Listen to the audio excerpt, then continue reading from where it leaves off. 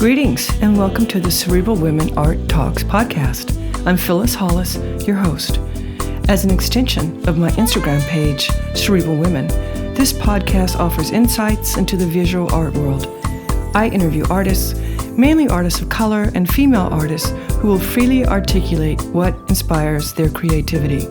In addition, you'll hear interesting perspectives from dedicated art professionals who work with artists and the art institutions that feature them. I'm confident that collectively, these individuals will indeed stimulate your mind as they do our eyes. Please know these interviews are conducted in my Manhattan apartment, so please forgive the background sounds of city life. Welcome to the Cerebral Women Art Talks podcast. In this episode, I'm delighted to feature Brittney Leeanne Williams. She is a passionate, figurative painter that draws upon rich, vibrant red colors that capture your eye and draw attention to strong, voluptuous womanly figures dominant in her work. Brittney has impressive accomplishments. To mention a few, she attended Skowhegan School of Painting and Sculpture. She received a Joan Mitchell Foundation grant and was an artist in residence at University of Chicago. Her talent includes set design for a short film titled Self-Deportation that has been featured in film festivals nationwide and internationally. Brittney is currently in a group show at the Anna Zarina Gallery titled Sit Still, Self-Portraits in the Age of Distraction. It's curated by Patty Horing and Deborah Brown, and I want to thank them both. Welcome to this episode and enjoy. Welcome, Brittney, to my podcast. It's so great to have you today. Thanks for having me. I'm especially excited to feature you now because the upcoming show that you're in. But before we go there, let's share with listeners, tell us about yourself and when you discovered your artistic passion. Yeah, so I'm originally from Pasadena, California. I come from, some really badass parents. That's great. Yeah, and I ended up, in 2008, I moved to Chicago to attend the School of Art Institute of Chicago. I was there for all of a year and a half, I think. I took a leave of absence because even with the merit scholarship, it wasn't making sense for me financially, and I wasn't able to do it, always thinking I was going to return. And then I kind of did a ton of different jobs to kind of support myself, all while making work. And then had the awesome opportunity in 2017 to go to Skowhegan. So that's kind of, and from there, have had a really, a nice snowball effect when it comes to having now a studio and being able to make work full time. So that's kind of where I'm at right now. How I came to be interested in the arts. I come from a mother who kind of lost her ability to do some of the creative things she wanted to do in her life. She was really fascinated with theater for a very long time, and then in college actually was going to pursue writing, and was told in an all-white class that she must have plagiarized one of her first writing prompts. And I think that really stained my mother and instilled, and because of that, she was maybe almost obsessive in her children doing what they wanted to do. Mm-hmm. So when I was in third grade, I was diagnosed with just dyslexia. It was a pretty rough case. And I felt so grieved at being different. I think we're so small and insecure and unsure of ourselves. And so finding out I was struggling in academics was really a difficult blow for me. And my mom kind of placed me in all these different extracurricular activities, and art really, really stuck. I think because I wanted to maybe be good at something because I was so bad, it felt like in school. There was a strong attraction to the mechanics of drawing. And I think really in the beginning, it was just like, I want to be good at something. I had this very powerful exchange at this Norton Simon that I've talked about before, where I went to a museum and I saw a Monet. And that was the first time it wasn't about replication, but rather expression, right? So like painting light and seeing kind of this mark making was shocking to me. And so that was kind of my invitation into art making. So I'm curious about your narrative. I love the figures that you paint. I love the colors focused on women, but share with us your narrative. My narrative. I'm interested in these red figures that are playing, obviously they're figures, so it's playing with figuration, but I'm definitely thinking of these forms as vessels, that there isn't a singular subjectivity. It's not me and it's not my mother necessarily, it's us. Mm-hmm. It's the we, a collective. And so this collective is a holding place. And so these forms are carrying their past, they're carrying maybe the future, right? They're carrying home, they're carrying memory, they're carrying time, they're carrying even these kind of fragmented experiences within them. And I think I'm placing them, yes, in these surreal landscapes, but I like this idea where the body is kind of on the body straddles both an inside and an outside. So when we think of it carrying something or holding something, that there's a collapse between the outside and inside. Where is the body the portal to home because they're holding home while also seated in a fixed reality? So playing with all of that, red has a really important meaning to me, which I could talk more about, but I view these as Black women or a Black collective of women, but I'm addressing Blackness through redness, which is really important to me, that I do actually view these as women from my family, my mother, my grandmother, my aunts, my sister. But yeah, so that's a little bit about the work and what I'm interested in. So elaborate on your choice of the color red. Yeah, so I went to Skowhegan in 2017. I was, it's a really magical place. And I was making very different work when I first got there. During my time there, I kind of like mined myself a lot and was working through a lot of stuff. But this bent over figure began to make itself known. And at the time, the figure wasn't red, but like her back was bent. And I was really exploring this idea of tiredness, burden, weight. And so when to give a little bit of info on Skowhegan, it's like in the middle of nowhere in Maine. And so I think what that did, one of the things that residency did is when I got back to Chicago, a lot of old things became new. And I wasn't gone that long, but truly like a lot of things felt very new to me. And one of the things that was new was the ambulance siren. Again, I'm like a city kid. I had always grown up near hearing sirens. It was nothing, right? You just pull over. But I think being away from it, it was so striking that the authority that this ambulance siren has, that even the car that is like kind of tailgating you, like driving too fast behind you, even that car stops. Right. And everyone pulls over and everyone takes note that this emergency is taking place. And I thought, I mean, I was super attracted to that, attracted to recognition, to visibility, to kind of this choreography.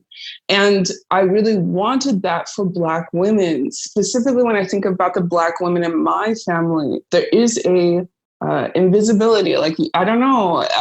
We are the matriarchs. We are the rocks. We are the spiritual force that holds everyone together. We make everything okay.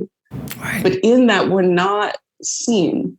And so I really wanted this kind of bright siren red to be the way in which I articulate Blackness for Black women, that my figures require or command the gaze or to be seen.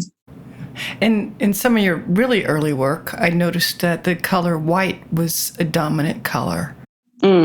Yeah, I think that when I look back at like bodies of work that I've done, I go through obsessive spells. So like, I think, but maybe one thing that is repetitive throughout my interest is really fascinated with beauty. I think all the work that I've done, I'm really attracted to a beautiful thing or rearranging things to be visually attractive while also dealing with maybe complex concerns around identity. And I think that word, it's really flattened right now and it's just about gender and race. But I mean, like, who am I and what am I in relationship to the world? So when thinking about the work you're probably talking about, I think it's taped smiles and peace signs. Yes. I was definitely thinking about this, racial component around my experience of going to an all-Chinese school as a little girl. And so race or this kind of white face or this porcelain kind of face comes up. That work is complicated, but yeah. So then and now, do you ever think about your audience when you're creating? Like what they think, how they feel when they see your work? So I think for me, the studio is sacred. The studio is sacred. So like, no, not in the studio. When I'm making in that place and I'm seeking out revelation and I'm seeking out answers and I'm problem solving, I cannot afford to invite eyes into that making space or an opinion or a critique in that space. But I think once the work moves out of the studio, and that's my decision, right? I am the gatekeeper to what is seen and what is not seen. There are many things that I do that people do not see. And that is not just paintings. I do a lot of other things that are meant for the private space. But once it goes out into the world, I think that there is a responsibility and there are considerations around that. And so I always think of this kind of like orbit. And I think about the center, the nucleus of this orbit is my intentions. And then I think about how there are different tiers or rings, and people can orbit closer to the center or further out. And I think there's something really attractive to me, or a way to deal with my controlling nature, which is like, I want everyone to know my intentions. Rather than doing that to myself, I trust that my mother or maybe someone from my family will have a closer orbit through symbolism, through certain decisions I make through the work. My mother might be standing before a work and be planted in a specific time. She might look at this work and know, oh, Brittney is speaking to me and sharing a revelation about that moment. And then a stranger orbits way further out. There's on-ramps through beauty, through, I don't know, figuration, whatever we want to pick, but they can look at the work, but they orbit on a further tier. And so that's how I regulate myself around the emotions of people digesting my work. Anyway. Do you think the critics understand your work? That's an interesting question. I don't think I've come up against a harsh critique yet. Maybe that will come in time as my career moves, or as I don't know. I haven't actually come up against a strong opinion. What I will say I have come up against is maybe people overemphasizing things that are within the work, but overemphasizing it with the desire for it to align with their agenda. So there might be something within the work. Yes, I'm doing it. Yes, it's present in the studio. Yes, it's present in my mind. But what happens is the writer or the curator bends the work to be more about this one thing that they care about, or this one thing that is trending, or this one thing that is, I don't know, has maybe like a spicier taste to it. And so I'm not angry by that. I really have released myself to that. But I think that maybe that's what I've dealt with more.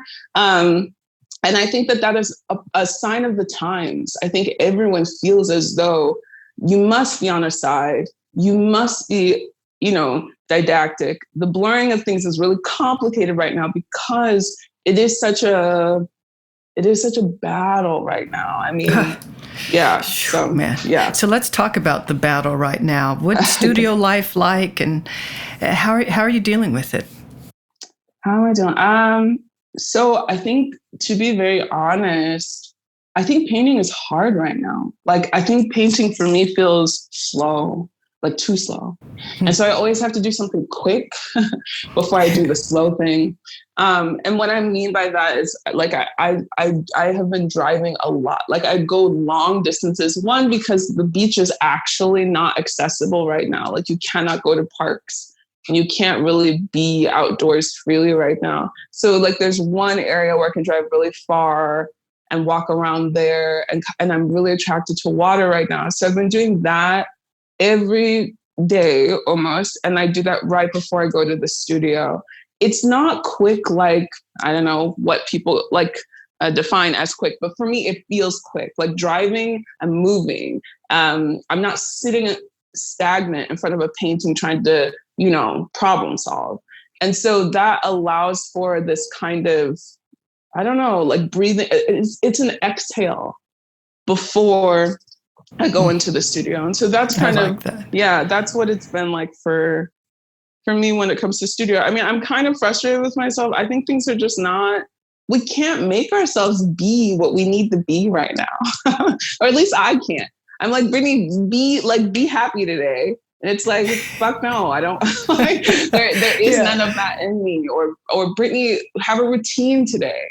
I'm incapable of being who I want to be right now. It's funny to me. Like, I think when I reflect on how much I'm asking of myself, it's like, we can't ask ourselves to be better right now, but also I desire so much to be better, Yeah, we've lost that sense of freedom. Yeah. It's very confining and restricted. It's not easy. Not at all. But that's great that you get to drive and get away. And I see your pictures on Instagram with the water, and it's it's very serene. Yes, it's good. It's helpful. So this period of time, do you think it'll be reflected in your work?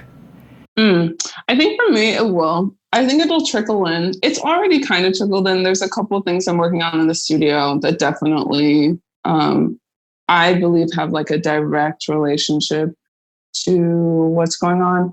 I think though, like I'm interested in maybe like what I decide to make in 2 years from now. I think that we, like, there will be so much processing needed. Like, I feel like we haven't finished.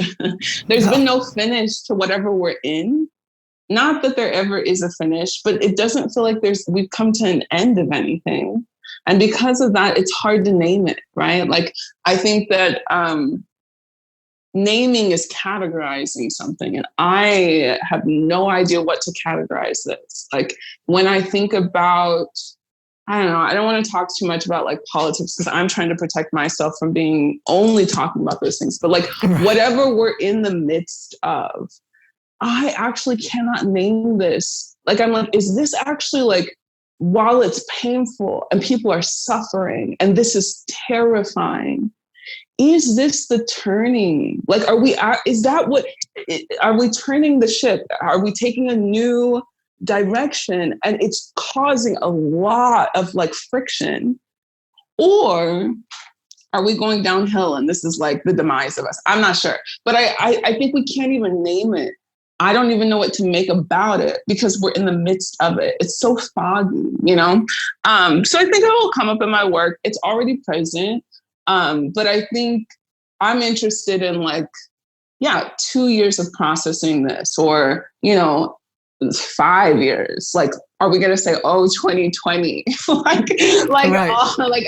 I don't know. I'm not sure. Or are we going to say, oh, wow, 2020 led to 2021 and 2022? Like, who knows? Who knows? Right. Yeah. Right.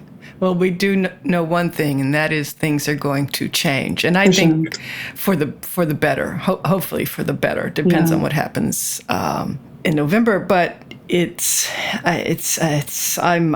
optimistic and hopeful. It's how I exist. Yeah.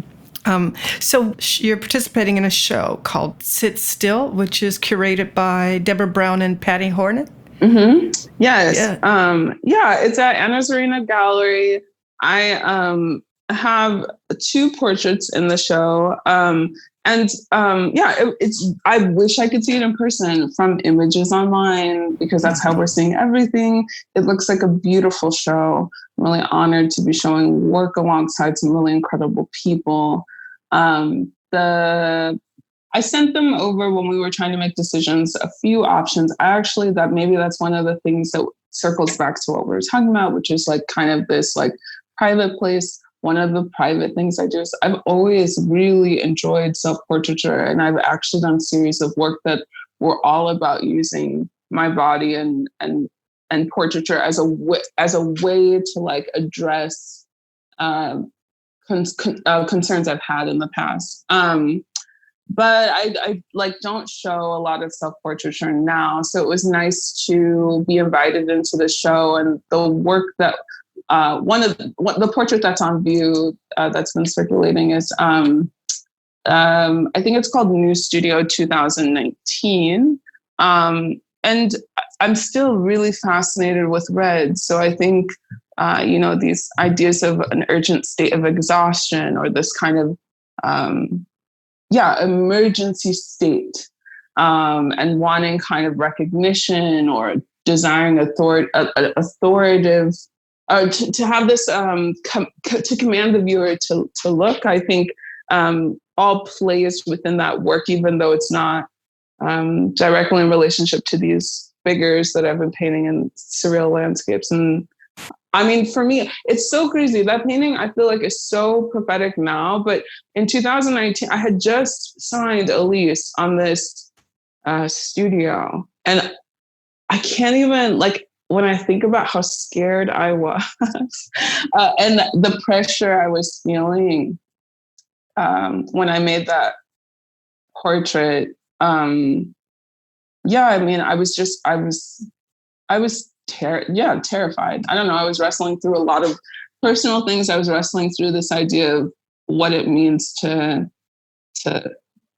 have more, right? And the studio was a huge jump for me, and so it was a good thing felt somehow oppressive. I think we're reading that image completely different now, but that was what birthed that work. I really did feel, completely smothered out. The expression sort of indicates that. And the blue, what does the blue represent? Blue? I can't even. Blue. Are we talking about the same piece where your head is sideways? Yeah. Oh, sorry. So that's sorry. I view that as a gray. Yes. Blue. Yes, got you. Yeah. It is. I think it's weight. It's meant to be weight, but it's actually my shirt.